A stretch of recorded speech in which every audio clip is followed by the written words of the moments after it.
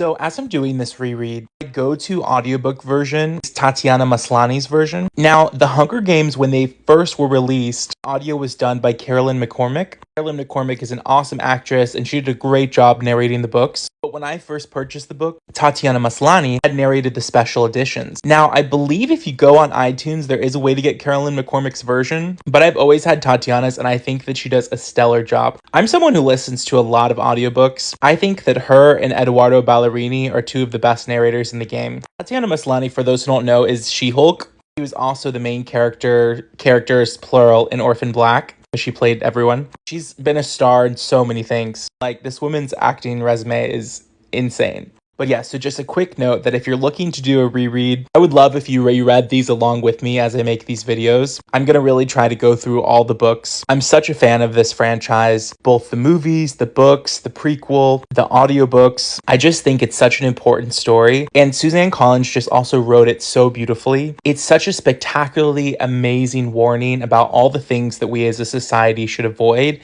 and instead the things that we should focus on, like our family, our friends, cooperation, taking care of one another, instead of the hyper-individualism and oppressive systems that these governments force us into. And I just think that these books so exemplify the grit of humanity. Katniss is such a character to root for. I think her internal monologue, she doesn't always know the right thing. She makes mistakes. She's just so believable as a human being. She sometimes jumps to the wrong conclusion, but we get that internal monologue and get to walk through with her through the different steps as she comes into her own and becomes the symbol of this, revolution. And I think the books are just such a model, one, for writers. I think writers all could benefit from rereading these books. Plotting wise, it's just a masterclass on how to plot a novel. But I think subject wise too, there's just so many insightful things. Like the fact that Alma Coin, okay, spoiler here if you haven't read them. I hope that you have. I hope this is a reread for you too. But if you haven't, I really hope that you read these books and watch the movies. They're incredible.